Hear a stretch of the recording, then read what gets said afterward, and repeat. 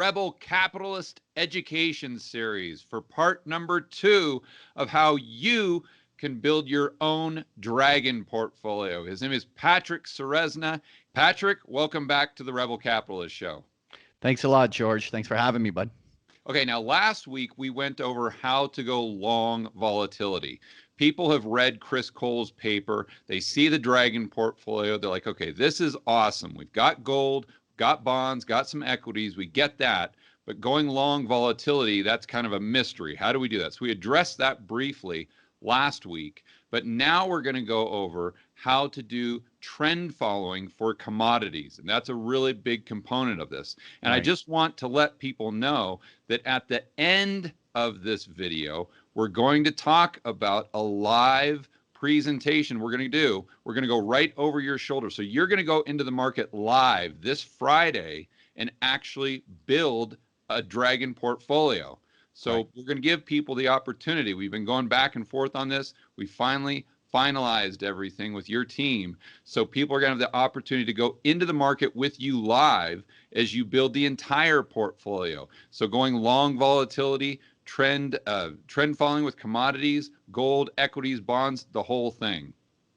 That's right. And so it's going to be a lot of fun. You're going to join me and we're going to have a great time putting it all together. But today, though, we wanted to just focus on that last component, right, George? Which is we wanted the idea of trend following. And the one thing that we're going to touch on as well in that live session is I only offered your listeners one of the ways of going long volatility when we talked about that back spread. But there are other ways of generally being long volatility, and we'll touch on those in the new live session. So that was just one of the strategies.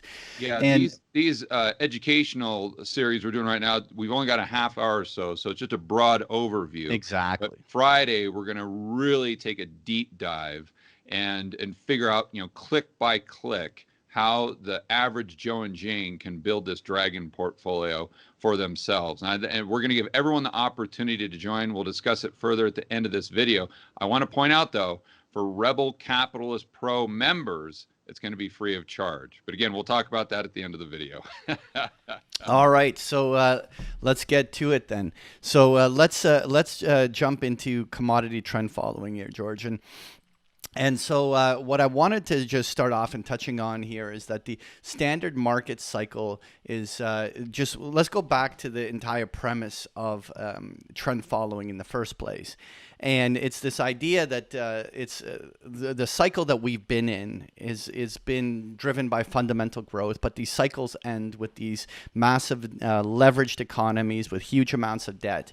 And they tend to go through a big secular change, usually through a big wave of inflation or deflation that drives that big secular change, as Chris Cole was referencing as the wings of the hawk.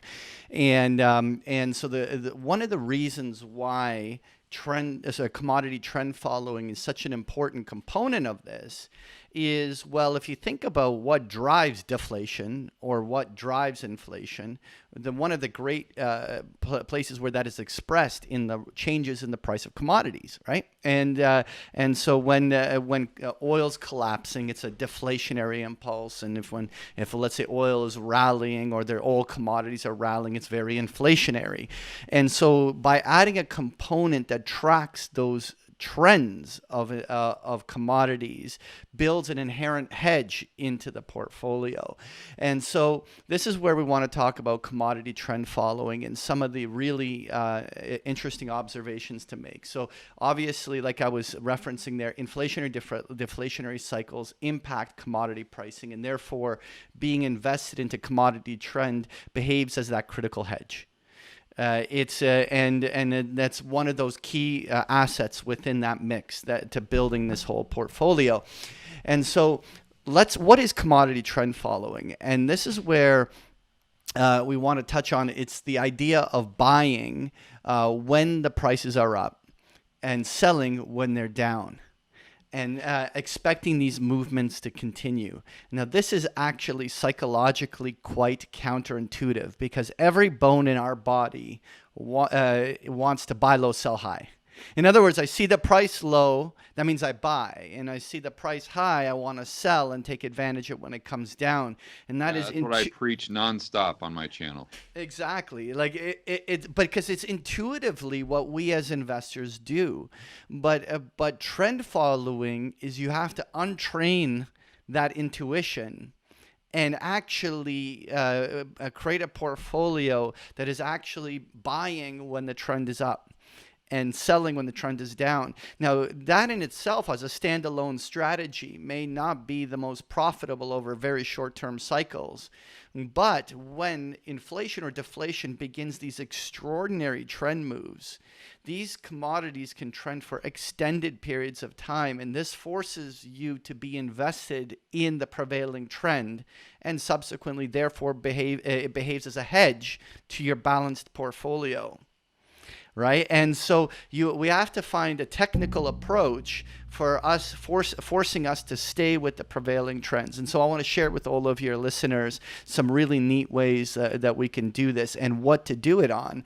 And so what are the complexities? In trend following, there's no easy way for retail investors to access, because the majority of commodities, beyond physically buying them and storing them in your garage, beyond that, you have to access the futures market. And the futures market is a whole layer of new complexity. Margins, margin calls, how much exposure do I have? How do I size my trades? Where do I get access to these futures? There are definitely some of your listeners that are sophisticated enough to do that. But let's say the majority of retail investors, this is a whole next level up. This is something that normally is intimidating for a beginner. The second thing that we touched upon last week as well is that most commodities trade in contango, which means that they have a negative carry. And so even if you do access these futures markets, they all have each futures contract has an expiration. And when you go to close one and reopen a new one, you are basically at that moment usually paying a carry cost that therefore is a tax on you staying with a commodity over time. Now, this is also built into ETFs, right? Because the ETFs own the futures, and therefore it's being priced in to the future, into the futures contract. And so this is something we have to deal with. Now, generally, though, it ends up working out, because in trend following, you end up being short about the same amount of time that you're being long. And so while you're paying a negative carry while you're long, you also are going to earn the carry when you're short. And so actually it tends to start working itself out. Long as you're willing to follow the trend and be long and short, it starts to work out over time. Now, there are many commodity-based ETFs out there, but many of them lack liquidity and often will have all sorts of little tracking errors and what's the real basket. There's all sorts of things. And so this is where most retail traders say, nah, I'll do everything else in the Dragon portfolio, but I'm going to skip this commodity trend thing because it seems too complex. As well, a lot of commodity trend following CTAs need a certain amount of capital, so it's not easy to access as a small fund for most traders. You need there's usually a barrier of entry for higher net worth individuals to be able to do commodity trend following. So how do we overcome this? How does a retail investor go through this whole process of building one of these? And so let's do a do-it-yourself for retail traders commodity trend following method. So the first thing that we want to touch on is the idea of oil and tracking oil. Now, you may have heard on Macro Voices, Eric and I having extended conversations about this last few months where oil was trading at contango, and all the USO traders were suffering huge negative carry being built into the ETF, and now the ETF or ETN had to turn around and stagger their futures contracts to reduce their impact that they had. And so there was a hiccup in the ETF product in this cycle. But when you step back and reflect on oil as a commodity trend following product, there more often than not, crude oil actually trades in backwardation, not contango, which actually means that out of all of the commodities, over time, it actually has the least carry. In fact, sometimes you may even earn a carry on crude oil. And so therefore, even though majority of commodities suffer from that contango and that negative carry, oil often does not. And it's just so I'm clear, Patrick, if it's in backwardation, you're getting a positive carry, aren't you? yes, on when you're long, but then negative carry when you're short. So it's to the opposite. And now the USO as an ETF turned around and actually diversified their portfolio amongst even I think at 12 expirations. So they went forward and really made sure that they were balanced, and therefore you're on multiple levels of the curve that smooths out the whole issue over time. Yeah, the problem with that is just not going to track the spot prices accurately, correct? Right, but if you think about what you're trying to achieve with commodity trend following, is you want when let's say there's a huge currency debasement and crude oil therefore skyrockets in its price, the USO is going to be able to trend follow that relatively well, right? So you're not going to, if you were trying to trade oil per se for the technical reason of what you believe oil will do, the USO might not be the greatest product. But if you want a trend following vehicle that is going to be an inflation or deflation hedge, USO still will do the job. Now, why though as well oil? Oil is the largest market by a long shot. I remember seeing this visual capitalist image where they took every single basic material and put it into a bubble compared to the size of the oil market. And the oil market was essentially bigger than all of the other commodity complex combined. Yeah. Oil is the single biggest inflationary, deflationary driver in an economy just because of its sheer size. And so if you were going to choose just one commodity to trend follow, trend following oil makes the most sense. Okay. Now, and I want to be clear just for one moment, because I've been very critical of USO on yes. my videos. I say, don't buy USO. You don't know what you're doing. If you look at it from 2015 to today, it's guaranteed to lose money. But I want to clarify now that we're able to really get into the weeds here. If it's in contango and you just go long and you say, oh, I'm just going to buy it and put it in my portfolio, and it stays in contango, you are guaranteed to lose money because of the negative carry. Yeah. Unless it spikes up really quick and you sell and get lucky. But if you're putting it in your portfolio for 10 years and it stays in contango, but if it's in backwardation, and then you know how to do it smart with these trend following strategies, which I assume have a stop loss. And then as they go up, you just move the stop up. I'll let you get into that in a moment. Yeah. Then it can be a proper tool. So it's just like Advil. If you take 2 of them, it can have some benefits, but you take 10 of them and do it the wrong way, and you're gonna kill yourself. But it's also about what it is that you want the product to do in your balanced portfolio. Right. If you're trying to go long oil because you thought it was cheap when it was down at 20. The USO did not allow you to properly participate in what you perceive to be the rebound in oil off of its low. But if you're going short the USO or long the USO based upon commodity trend driven by these long secular changes, whatever negative carry you have on the one side, you'll have a positive carry on the other. It's about the hedge it provides your portfolio as a trend following thing. And so it's all about what you want the product to do.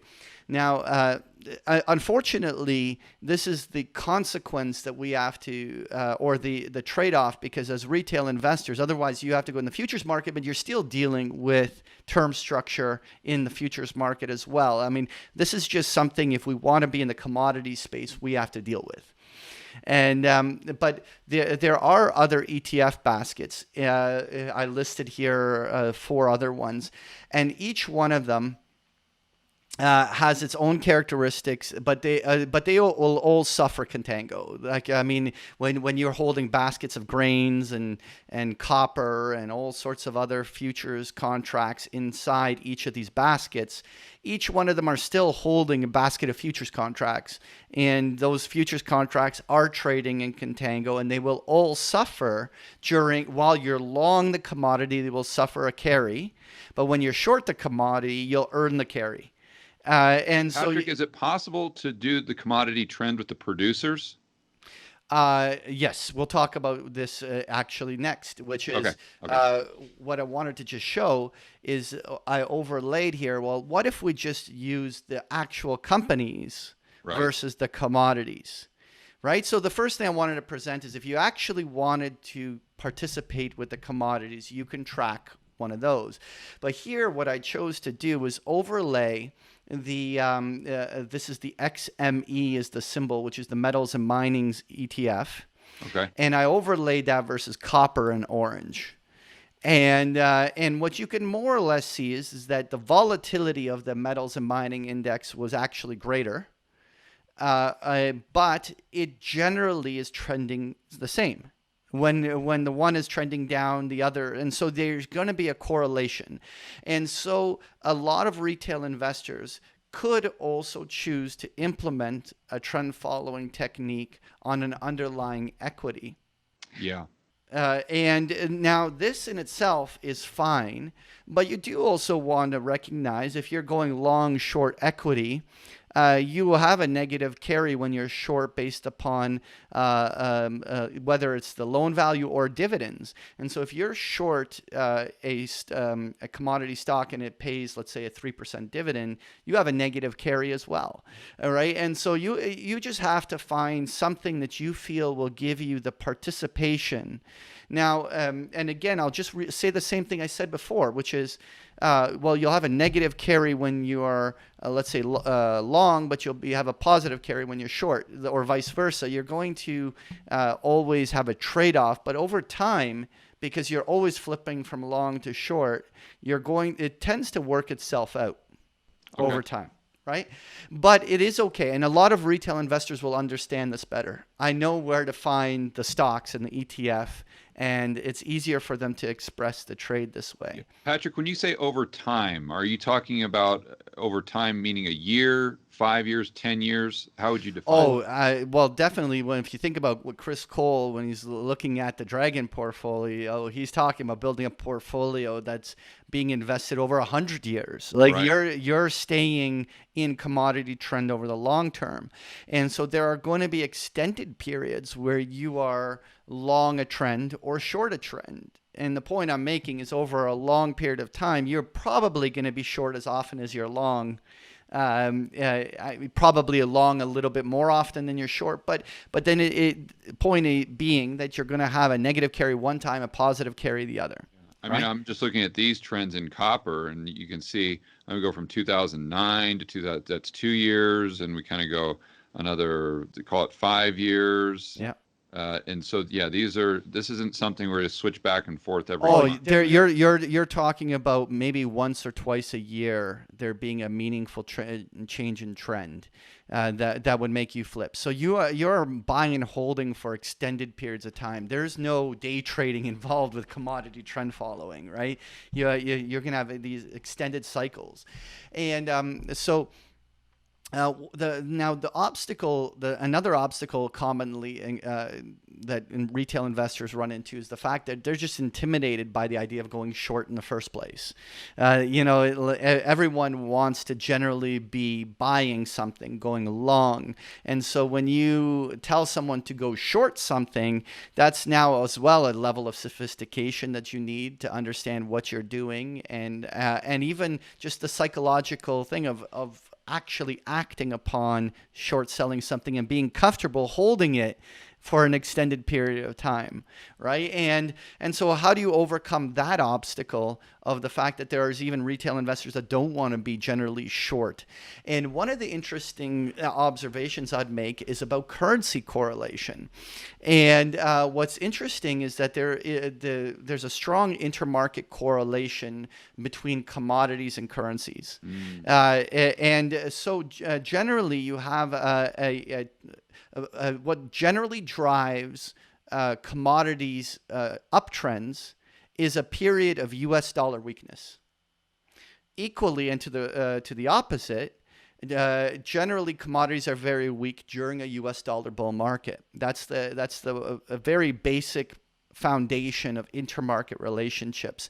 And eventually, when the dollar loses its world reserve currency status, maybe this dynamic might change, but that doesn't seem to be an imminent threat to the foreseeable short-term future. And therefore, this relationship would stay true. And so, an interesting observation to make, and so here I overlaid the DJP, which was one of those commodity ETFs, with that of the euro. And what you can observe here is that generally, because the euro is the single biggest currency pair that crosses against the U.S. dollar, and it's a 57% weighting in the DXY index, in the dollar index basket. Mm-hmm. So we know that commodities move opposite direction to the U.S. dollar, then they will actually have correlation to the euro. Right. And more so like the Aussie dollar or something. Right. And so what one of the ways that one can turn around and get a similar style portfolio hedge is actually by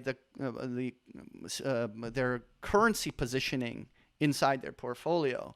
And so if you generally anticipate the US dollar to be weak and commodities to be strong, then you actually can very much achieve much of that same thing by simply diversifying your holdings out of US dollars and hold many of your other assets settled in other currencies.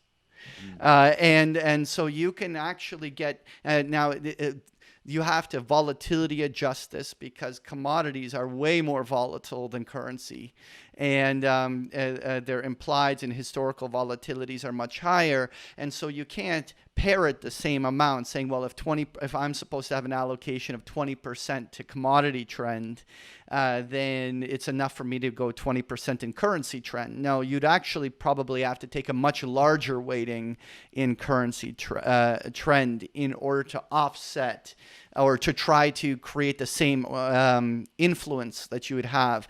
But this is immediately makes it more accessible because there are a lot of traders that would be able to access Forex trading accounts and be able to put on currency trend moves and simply just change the amount of US dollars you have in your portfolio will often give you a very similar influence to what commodity trending is trying to achieve in the overall balanced portfolio.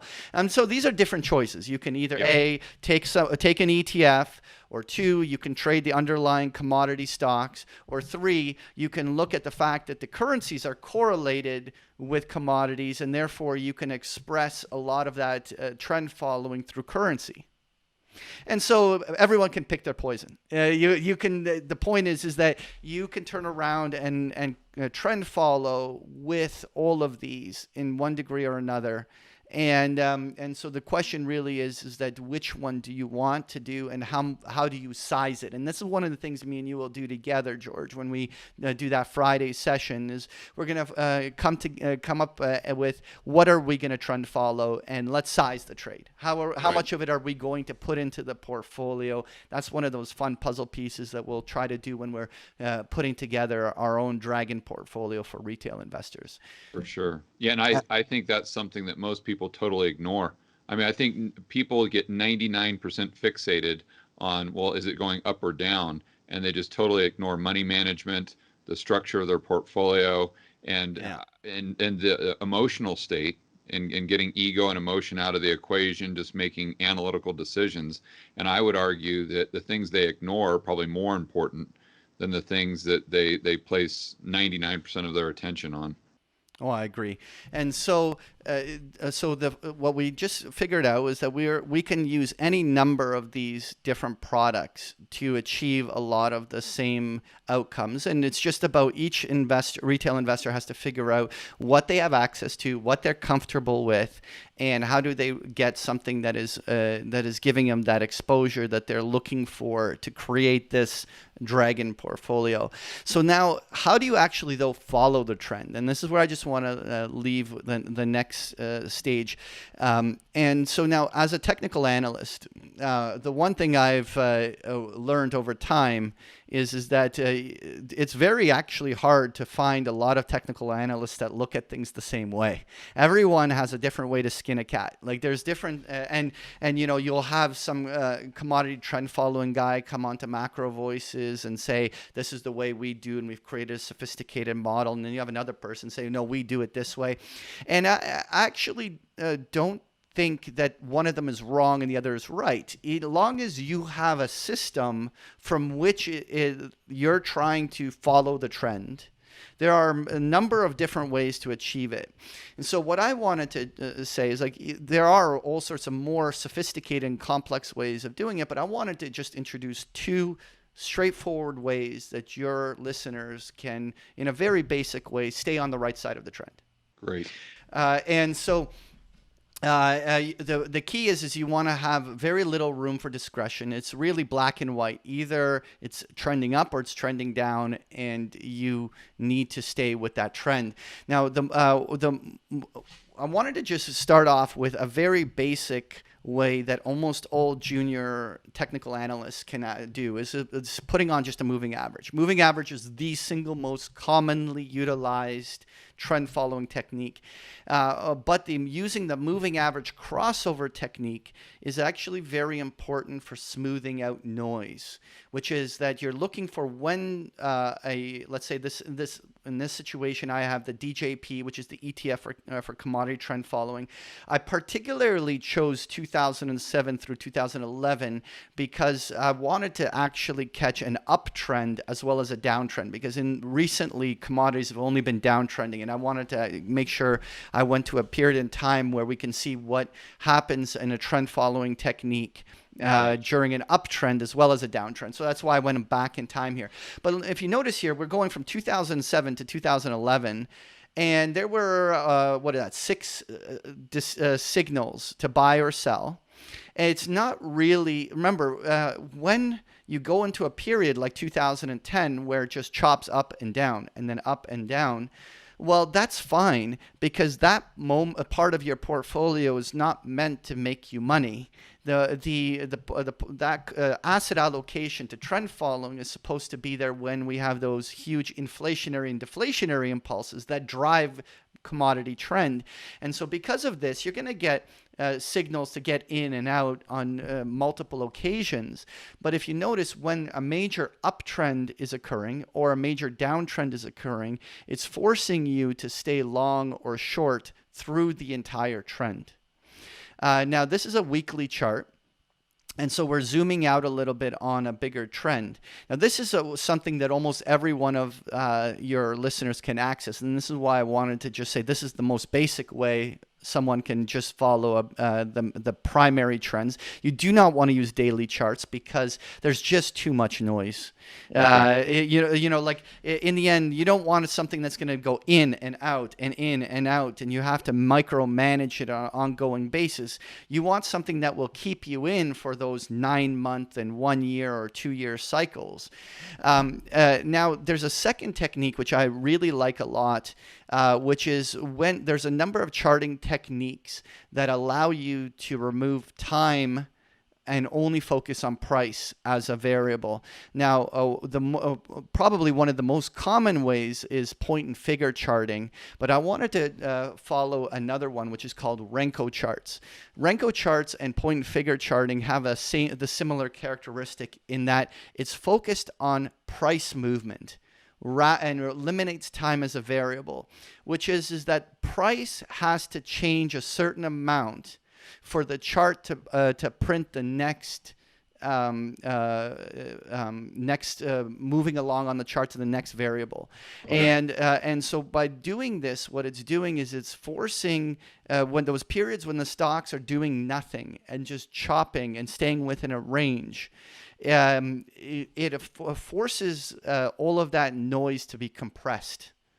And it removes it, so you have very clean stepping charts. And so what in this scenario, Renko chart prints a new brick when the price moves a specific amount. Now, that specific amount can be set to a price amount, but it also can be set to an average true range. There's a number of different settings within the charting system, and it always puts a new brick in a 45-degree angle up or down. So it creates a chart that looks incredibly clean. It creates a chart that removes a lot of the noise. And what you can observe here is that notice between 2008 and 2009, look how long of a sequence that is versus the period between 2009 and 10. Right? What happens is that it's not based upon time. In order for the next one of these little bricks to be printed, the price has to change a certain amount. And if it doesn't, I mean, in theory, you could have it like, look at that distance between 2012 and 13. It was even that much more narrow. And when the commodities are not trending, then this is not printing more bricks. And what this forces you to do is that it only shows you when the price is changing and a trend is underway. And when this price is not changing, then then this chart is not changing. And is the blue line a moving average? And so what I simply did there for clarity was I added the moving average. But there are a number of different techniques, and we could talk about it more during the live session we do as to what you can use as buy or sell signals in something. But what this generally does is it forces you to stay in trend, because it becomes incredibly clean where the trends are, because it doesn't add that variable of time, which tends to make charts look very choppy. Yeah. And when you're trying to create a chart that is always forcing you to stay in a trend, then whether you use point and figure, which I didn't demonstrate, or whether you use Renko, they're very interesting charting techniques that force only the trend to emerge on the chart. And it's just something I thought that all of your listeners may enjoy. Yeah, I just want to make sure everyone's on the same page here and they're following this, Patrick. I want everyone to take a look at the distance on the chart between 2008 and 2009, and then look at the distance between 2012 and 2013. So they're just literally printing a lot fewer blocks, 2012 to 2013, because there wasn't many price moves. Right. And so, yeah, very cool. So when commodities aren't trending, the chart isn't doing all this noisy stuff. Mm-hmm. And when a major trend gets underway, then it's very well advertising that there's a major price change underway and you need to pay attention. And so that it's a great way of forcing you to always stay in the direction of these major trends. And so these are just two techniques of a whole array. And I'm sure there's going to be a number of your listeners that are going to type in on the chat, well, I prefer this, or I do it this way. And that's okay, because you know what? Long as you have a technique, you just need something that forces you to stay in the direction of the primary trend, and you choose a product that will achieve what it is that it's meant to do, which is that during periods of sustained inflation, commodities rise. And during a period of sustained deflation, commodities are falling. And by having that as a component of your diversified portfolio, it behaves as a valuable hedge to ensuring that your portfolio doesn't experience this crazy volatility and protects your general portfolio during those wings of the hawk scenarios that Chris Cole talks about. And so this is some of the different ways of doing it. And you know, I don't know whether there's, again, if one of your members said, I'm just going to use a moving average crossover and I'm going to follow it on a commodity stock, I would say that's okay. Another person's going to say, I'm just going to stick with futures contracts and I'm going to use the Renko charts. I'd say that's okay too. You just need to find some way of identifying the predominant trend and have some product that will trend during those inflationary and deflationary impulses. Currency can achieve the job, commodities achieve the job, and it's just you want to add them into your portfolio and build this that way. Yeah. Hey, Patrick, one question. Why did you use the 10-day moving average and the 20-day moving average? It was 10 and 20 week there. Not in particular, simply that they're very commonly used. That's what I wanted to do was just demonstrate one of the most commonly utilized trend following techniques in technical analysis, and that's just a moving average crossover, a 10 and a 20 period moving average. And you could see that over a period of 4 or 5 years, it only gave like 6 signals on the weekly charts, right? It's not where you're going to 1 month get in and 1 month later get out. It's going to force you to stay in these trends for extended periods of time, and it's going to do what it's meant to do in that balanced portfolio. Mm-hmm. Got it. All right.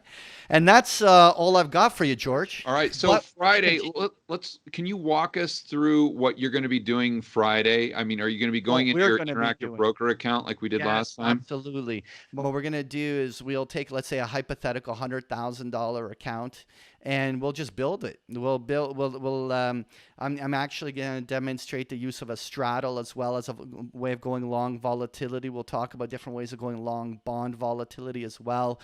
We're going to make sure we have our trend following component built in there. We'll obviously put in the exposures to equities and to bonds and to gold. We're going to get all of that in there, and we'll just build a retail friendly Dragon portfolio. Right. So people can just follow you. You're actually clicking on the buy button and everything. Yeah. It's subtracting from your account and you're getting they can see how many shares we're going to buy of what, and they can follow it along and see how we put one of these together. Great. Are we going to do a Q&A at the end? For sure. That was so good last time when we did that. It was fun interacting with everyone. So looking forward to it. Yeah, and the biggest question of all, it's on everyone's mind, Patrick, is our hold music going to be Guns N' Roses? Yes, absolutely. Welcome to the jungle. That's right. Okay, buddy. For anyone who is interested in joining Patrick and I this Friday, we'll put a link in the description below. If you are a Rebel Capitalist Pro member, we're going to take a separate link so you can access it free. We're going to put it in the Rebel Capitalist Pro forum, so make sure you look for that. And Patrick, as always, I appreciate your time, and I can't wait to see you Friday. Thanks, George. Looking forward to it. See everyone in there. All right.